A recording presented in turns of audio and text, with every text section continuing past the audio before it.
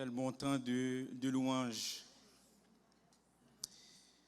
Écoutez, j'aimerais vous parler de quelque chose qui nous arrive tous, mais c'est quelque chose d'énervant. Sincèrement, lorsque ça m'arrive, ça m'énerve au plus haut point. Sincèrement. Et je suis sûr et certain que ça vous énerve également. Et c'est quelque chose qui nous tracasse.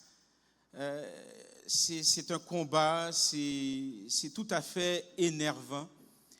Et ce que j'aimerais vous parler, c'est que as-tu déjà eu cette impression étrange? Tout semble avancer. Tu es dans une certaine percée. Les choses avancent. Tu es fier de toi, hein? Tu accomplis beaucoup de choses. Tu sens que tu es proche de quelque chose, tu es proche de ton objectif, tu es proche de ton but, que ça soit une ouverture, que ça soit une victoire que tu attendais depuis fort longtemps. Et tu le vois arriver, tu vois la victoire, tu vois la porte qui s'ouvre, tu vois l'ouverture. Ça peut être un accomplissement, pareillement. Et puis, soudain, un obstacle surgit de nulle part. C'est quelque chose qui nous énerve. On est proche du but. Et tout d'un coup, quelque chose de nulle part est en train d'arriver. Mais lorsque ça arrive, c'est à ce moment-là que tout se complique. Tu n'arrives pas à avancer maintenant. Ce que tu as vu, tu n'arrives même pas à avancer parce qu'il y a un obstacle qui s'est dressé. Et tu te dis, mais pourquoi maintenant?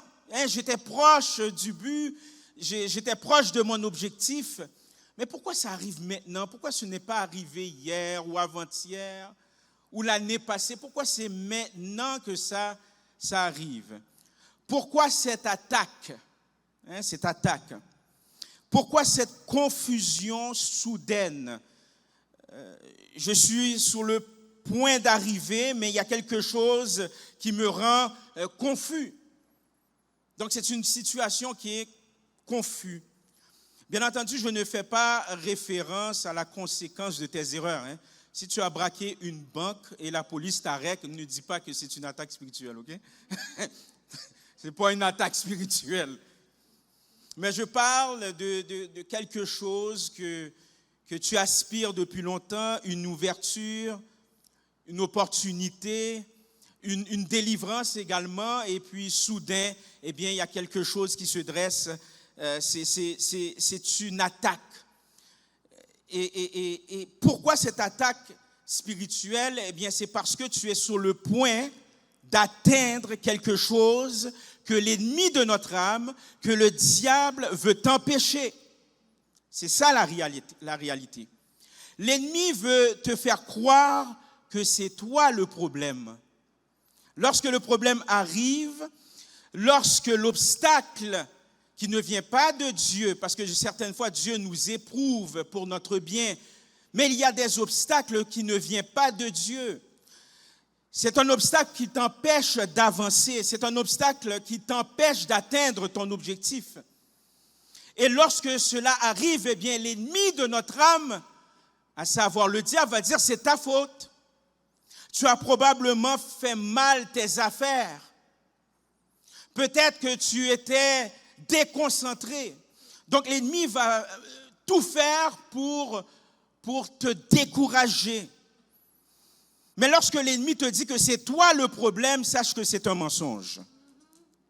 Parce qu'en réalité, lorsque cela t'arrive, dis-toi que tu es en position stratégique. En réalité, c'est que tu es bien positionné dans le monde spirituel. C'est pour ça que tu es attaqué, c'est pour ça que tu es ciblé. Tu es bien positionné et cela dérange l'ennemi. Ça dérange l'ennemi de ton âme. Voilà pourquoi qu'il te dresse des obstacles pour te décourager. Et j'aimerais appuyer ce message par ce passage de la Bible. Tournez avec moi dans Actes, chapitre 13, les versets 6 à 12. Actes, chapitre 13, les versets 6 à 12. Je vais lire dans la version Louis II 21. Comme vous le savez fort bien, c'est une version que j'aime énormément parce que c'est rédigé avec un français actuel, le français courant. Donc je lis dans cette version. Ensuite, ils traversèrent toute l'île jusqu'à Pathos, où ils trouvèrent un magicien, un prétendu juif appelé Bar Jésus. Il faisait partie de l'entourage du gouverneur Sergius Paulus, un homme intelligent. Ce dernier fit appeler Barnabas et Saul et exprima le désir d'entendre la parole de Dieu. Mais Élymas, le magicien, c'est en effet ce que signifie son nom, s'opposait à eux et cherchait à détourner le gouverneur de la foi.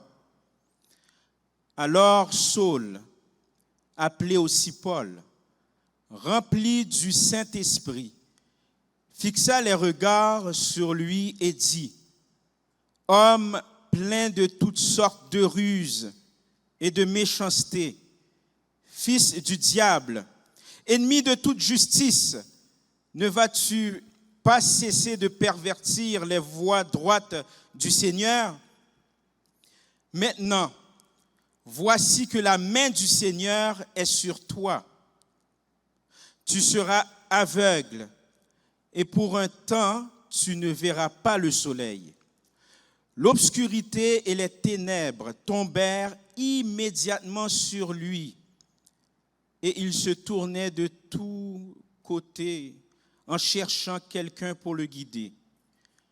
Quand il vit ce qui était arrivé, le gouverneur crut, frappé qu'il était par l'enseignement du Seigneur. J'aimerais vous parler du combat invisible. Combat invisible. Donc ici, Paul et Barnabas sont en mission. Ils ont été mandatés par le Seigneur. Ils sont en mission à Chypre. Chypre était une île importante sur le plan économique. Donc, ils étaient en mission vers cette île.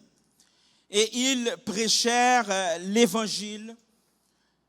Et ils sont arrivés, n'est-ce pas, dans la contrée et ils prêchent maintenant la bonne nouvelle de Jésus-Christ, le message de Jésus à un homme important, le gouverneur Sergius Paulus. Et cet homme, ce gouverneur, sentait un vide dans son cœur. C'était un homme important, c'est quelqu'un qui gouverne, c'est un politicien, c'est un chef d'État.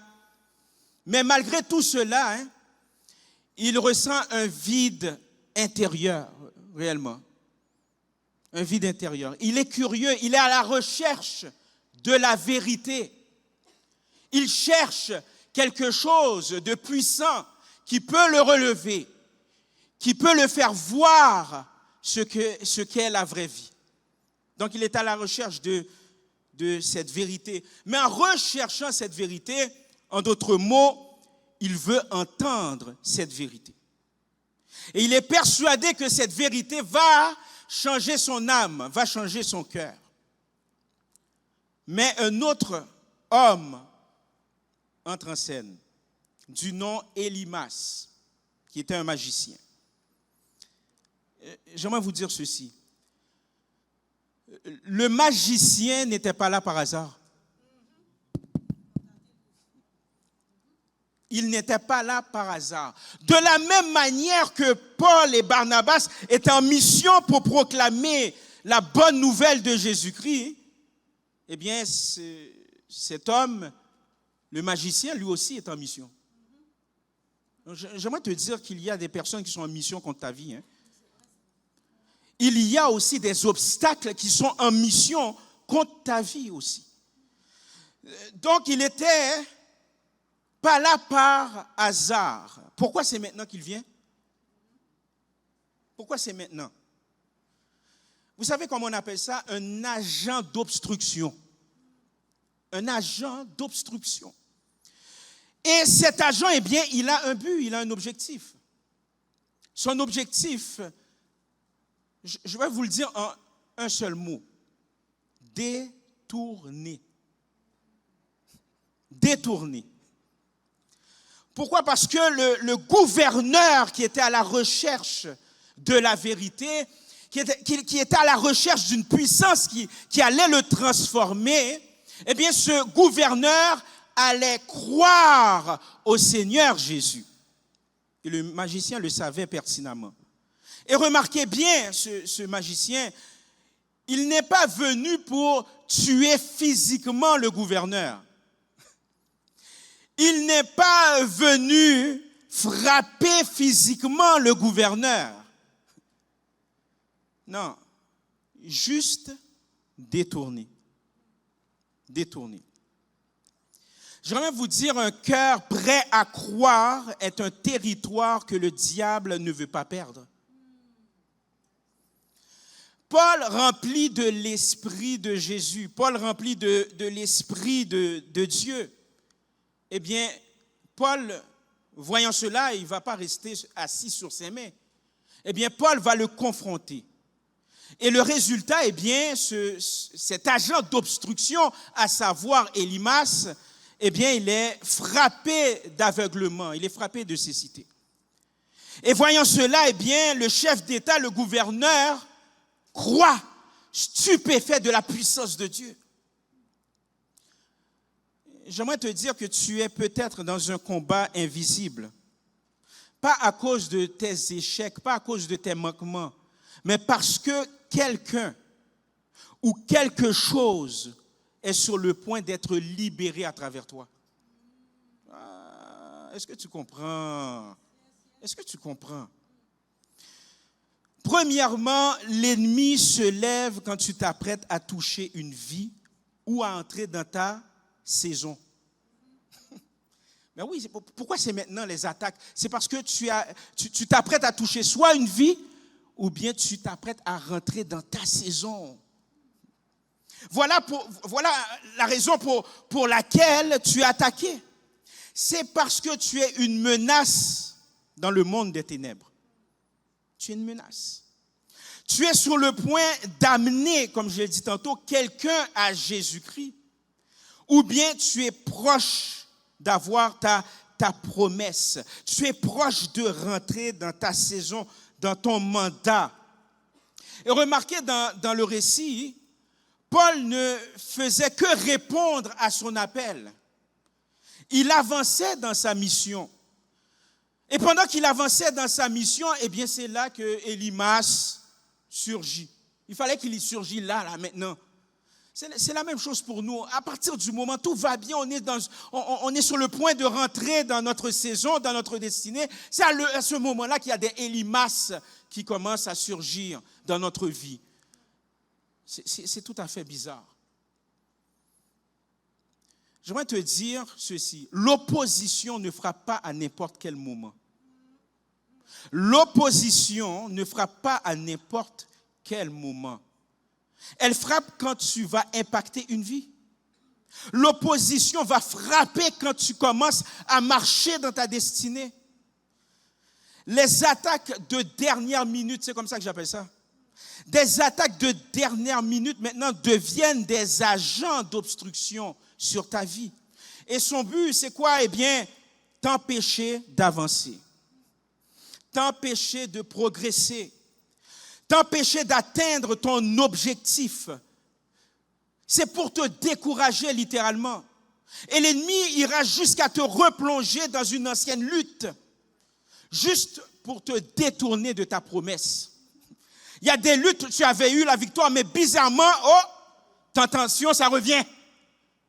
C'est bizarre. Et peu à peu, lorsque tu es succombé à ces luttes anciennes, eh bien, tu commences à t'affaiblir spirituellement.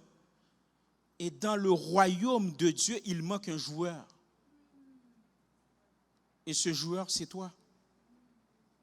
Lorsque ça t'arrive, reste conscient du vrai combat. Reste conscient du vrai combat.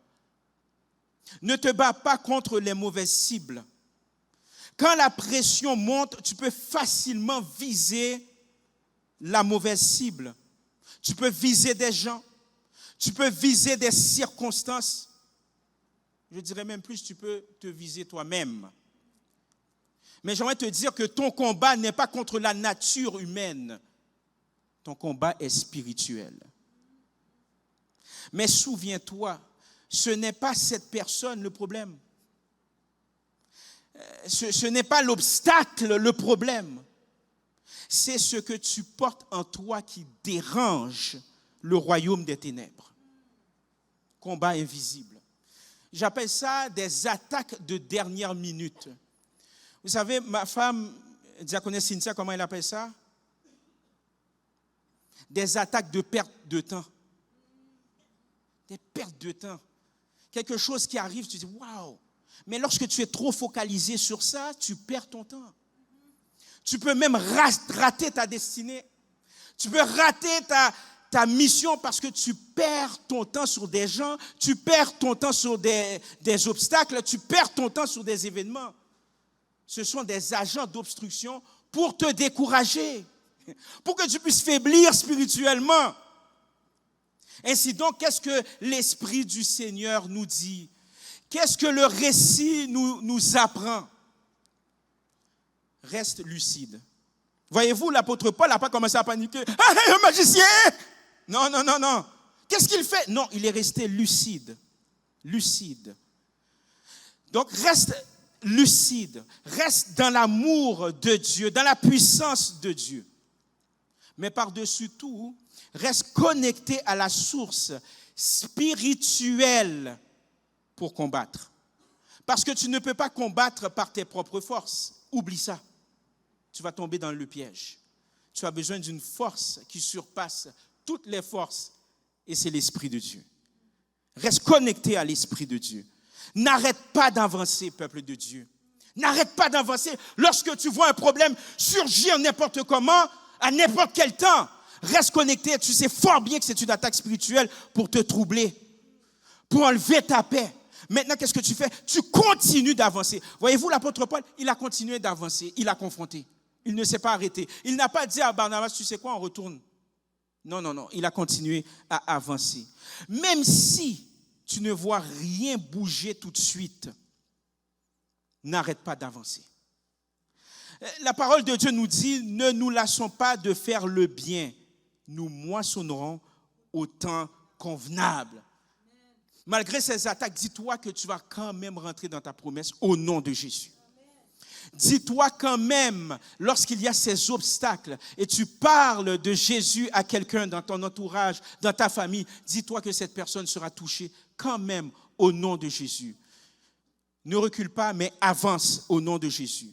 Pourquoi? Parce que ce combat invisible vise à te faire taire.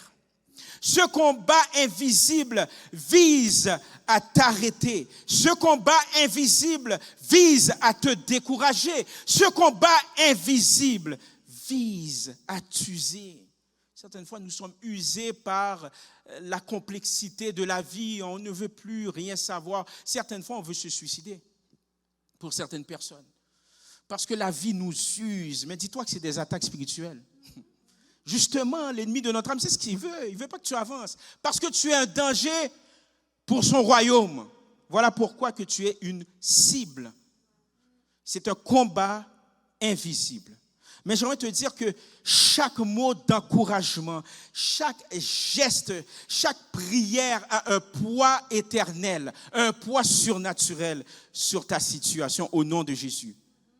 Donc, qu'est-ce que tu dois faire? C'est continuer à avancer. Pourquoi? Parce que ta constance dans la pression est une arme puissante. Ta constance dans la pression est une arme puissante. Donc, continue à nourrir ta foi dans le secret. Pas seulement dans l'action. Parce que remarquez, Jésus avait l'habitude, je dirais même la coutume, de se retirer dans les lieux déserts pour prier. Il avait besoin de se ressourcer. Pensez-vous que Jésus, lorsqu'il était sur terre, il n'avait pas de combat? C'est que ça qu'on voit. Il était confronté à des combats invisibles. Mais il avait besoin de se ressourcer. Il avait besoin de nourrir, n'est-ce pas, sa vie spirituelle dans un lieu secret. C'est ce que tu dois faire. Tu recharges tes batteries spirituelles. Ainsi donc, lorsque tu vas sortir plus puissant. Et j'aimerais te dire aussi que dans les moments critiques, ne cherche plus d'agitation. Non. Cherche plus de présence de Dieu. Cherche plus de présence de Dieu. Parce que la force ne vient pas de ce que tu fais, mais de ce que tu reçois en Jésus. Ensuite, l'opposition spirituelle utilise des moyens naturels pour détourner des destinées spirituelles. Je répète, l'opposition spirituelle utilise des moyens naturels pour détourner des destinées spirituelles. Remarquez, Elimas n'est pas un démon avec des cornes. Il n'est pas venu avec des cornes, il n'est pas décrit comme ça. C'est un homme. C'est un homme intelligent. À cette époque-là, aux alentours du 1er siècle, les gens qui étaient des magiciens, c'était des hommes très rusés. C'était des gens qui avaient une certaine intelligence. C'était aussi des gens qui étaient respectés de leur communauté. Donc, ce n'est pas un homme venu là avec un masque et puis des cornes. C'est un homme vraiment intelligent. Par contre, il est utilisé par l'ennemi pour contrecarrer un projet éternel. J'aimerais te dire que l'ennemi ne se manifeste pas toujours de façon démonstrative, mais de façon naturelle. Souvent, l'agent d'obstruction, l'opposition agit à travers des personnes ordinaires. Certaines fois, c'est à partir des gens que tu aimes. Certaines fois, c'est à travers des circonstances banales, vraiment. Et la plupart du temps, par des distractions. Des distractions. Mais son objectif est toujours spirituel. Stopper une vie prête à croire. Ou bien retarder un mandat prêt à éclore. Ouf. Ah oui. Donc, lorsque tu vois cela arriver dans ta vie, discerne avant la réaction. Discerne, prends le temps de discerner avant la réaction. Demande au Seigneur ce qui se cache derrière la surface. Parce que certaines fois, nous sommes prêts à attaquer la personne, nous sommes prêts à attaquer les situations, etc. Oh, moi, j'ai changé d'emploi. Attention, là. Il se pourrait que cet emploi-là soit le tremplin de ta promotion et l'ennemi t'empêche. Est-ce que tu comprends? Donc maintenant, tu dois, je ne dis pas à chaque fois que tu as un problème à l'emploi, tu dois rester. Ce n'est pas ça que je dis. C'est-à-dire, il faut prendre le temps de s'arrêter, de demander au Seigneur ce qui se cache derrière cette opposition-là. Qu'est-ce qui se cache dans cette situation? Parce que certaines oppositions viennent sous forme de remarques blessantes. Oh, est-ce que je peux prêcher? Certaines fois, c'est un retard logique. Tu regardes le retard, tu dis, oh, c'est logique, ça fait partie de la vie. Non, ce n'est pas logique en réalité. C'est pour que tu ne puisses pas rentrer dans ton mandat. Certaines fois, ce sont des gens proches qui te découragent sans le savoir. C'est après coup, tu vas dire, hey, il vient de me décourager. Ça n'a aucun sens. Mais il ne faut pas réagir par l'émotion. Il faut discerner la racine spirituelle de l'opposition. Donc, avant de répondre en criant, prie spirituellement. Prie intérieurement. Demande à Dieu la stratégie. Demande à Dieu de discerner qu'est-ce qui est derrière l'obstacle dans le nom puissant de Jésus. Tu dois te poser cette question, mais Seigneur, qu'est-ce que je combats vraiment ici, là, dans cette situation? Qu'est-ce que je combats réellement, Seigneur Dieu? Ouvre mes yeux pour voir. Est-ce que l'ennemi veut me détourner? Est-ce que c'est ça réellement, Seigneur? Le Seigneur va te dire oui, c'est sûr. C'est sûr que l'ennemi veut te détourner. Donc l'obstruction, vous allez voir, semble humaine, mais la racine est spirituelle. Donc, face à cela, reste stable. Ne laisse pas les circonstances naturelles décider de ton engagement. Ne laisse pas les circonstances décider de ton engagement envers le Seigneur. Non. Reste stable. Parce que la parole de Dieu nous dit le juste vivra par la foi. Donc, par la foi, lorsque tu vois ces situations arriver, ces agents d'obstruction, tu restes stable et tu demandes la stratégie au Seigneur. Tu demandes au Seigneur, mais qu'est-ce qui se cache derrière? Je te promets, je te garantis, le Seigneur va t'ouvrir les yeux. Au nom de Jésus. Parfois, la bonne direction commence par une résistance. Qu'est-ce que j'ai dit? C'est ça. La bonne direction commence par une résistance. Mais la plupart des gens vont abandonner. C'est ça le problème. Parce qu'ils sont proches du but, ils sont proches là. L'ennemi le voit, tu es un danger pour son royaume. Non, ça commence par la résistance. Remarquez, Paul, il a résisté. Il a, n'est-ce pas, confronté le magicien, littéralement. Mais avec quoi? Avec ses propres forces? Non, avec la parole de Dieu. C'est ce que tu dois faire. Tu dois confronter ta situation avec la parole de Dieu. Tu dois déclarer au nom de Jésus, je vais rentrer dans ce mandat. Au nom de Jésus, je vais atteindre cet objectif. Au nom de Jésus, cette personne avec laquelle je partage l'évangile va croire au Seigneur. Au nom de Jésus. Tu dois confronter par tes déclarations dans le nom de Jésus. Au même titre que Paul a commencé à déclarer, tu dois déclarer au nom de Jésus dans ta vie. Tu dois déclarer dans le nom de Jésus.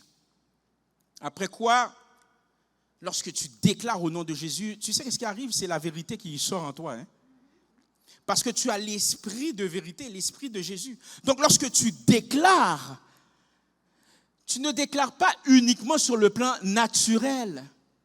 Je vous ai dit que c'est un combat invisible, c'est un combat spirituel. Donc lorsque tu déclares, il y a une dimension invisible, il y a une dimension spirituelle. Tu es en train d'ébranler les plans de l'ennemi. Tu es en train de déclarer la vérité. Donc après quoi, la vérité maintenant libérée avec foi, parce que tu déclares avec foi, ébranle les obstructions et ouvre maintenant la porte aux destinées, dans le nom de Jésus. Regardez, dans le récit, Paul n'a pas le temps de bêtiser. Okay? Paul, il n'a pas le temps là.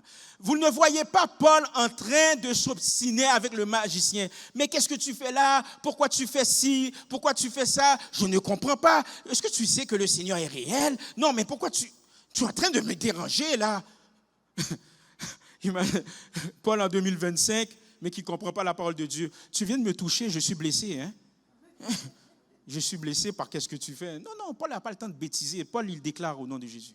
Paul, il n'a pas le temps là. Il n'a pas le temps de s'obstiner avec Élymas. Il parle avec autorité. Je te dis au nom de Jésus, parle avec autorité à tes agents d'obstruction. Tu n'as pas le temps de bêtiser, tu n'as pas le temps de paniquer, tu n'as pas le temps de jouer aux victimes. Tu déclares au nom de Jésus. Au nom de Jésus. Tu parles avec autorité dans le nom de Jésus. Parce que cette autorité t'a été donnée par Christ lui-même. Tu n'as pas le temps. Comme Cynthia me le dit souvent, ça ce sont des agents de perte de temps. C'est pour te faire perdre du temps littéralement. Donc lorsque tu déclares avec l'autorité, tu exposes l'obstruction. C'est ce que Paul a fait. Il a parlé avec autorité, il a exposé l'obstruction. Et il déclare une parole claire. Il déclare une parole tranchante dans le nom de Jésus. Et le résultat, c'est quoi? Élimas est aveuglé. J'aimerais te dire que tes agents d'obstruction vont être aveuglés. Tes situations vont être aveuglées. Les gens qui t'empêchent d'avancer vont être aveuglés, ils ne vont pas comprendre. Lorsque tu vas arriver dans ton but, ils ne vont pas comprendre. Et peut-être un jour, ils vont croire au Seigneur Jésus-Christ. On se dit, mais comment tu as fait pour y arriver? Donc, ce magicien a été aveuglé. Et la résultante, eh bien, le gouverneur croit. Parce que la vérité exposée libère les destinées. Au nom de Jésus, eh bien, le gouverneur croit. Et Paul, j'aimerais vous dire ceci, là, il y a une révélation dans le texte. Et Paul, dès ce moment, prend le devant dans son appel. Oui, il prend les devants. Je vais vous expliquer pourquoi. Dans le texte, c'est la première fois que Luc, parce que c'est Luc qui a rédigé ce texte, en faisant des recherches, en étant inspiré par l'Esprit de Jésus, c'est la première fois que Luc écrit Paul et non Saul. Il s'appelait Saul avant. Je vais vous dire ceci. Saul signifie demander. Saul signifie exaucer. Tandis que Paul signifie petit, humble. Paul, autrefois appelé Saul, maintenant utilise ce nouveau nom dans ses missions auprès des peuples grecs et romains. Donc Paul, qu'est-ce qu'il va faire? Eh bien, lorsque Paul va être en mission, eh bien, Paul maintenant choisit de s'identifier à leur culture tout en exprimant une posture d'humilité. Paul, avant sa conversion, il s'appelait Saul, c'était un homme orgueilleux, c'était un homme rempli de violence. Donc ici, vous voyez, il a cru au Seigneur Jésus-Christ, mais là, il était en transition pour entrer dans son mandat. Et à partir de ce moment-là, à partir de ce récit, à partir de cet événement, à partir de ce combat invisible, maintenant, son nom a changé. Son nom a changé.